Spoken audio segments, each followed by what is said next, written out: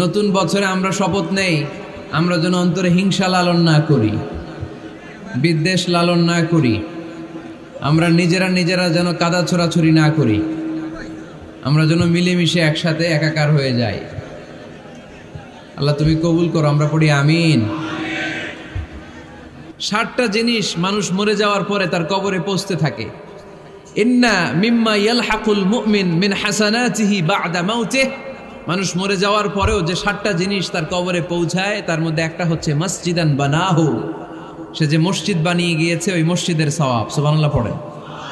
আপনি টাকা দিয়ে মসজিদ বানিয়ে দিলেন, ওই মসজিদে মুসল্লিরা নামাজ পড়ে, রোজাদাররা এসে ওখানে ইফতার খায়, তাহাজ্জুদ আদায়কারীরা তাহাজ্জুদ পড়ে, তাদের সওয়াবের কমতি হবে না, কিন্তু তাদের সওয়াবের একটা পার্সেন্টেজ সওয়াব যে ব্যক্তি মসজিদ বানালো তার আমলনামায় আল্লাহ ঢুকিয়ে দেয়।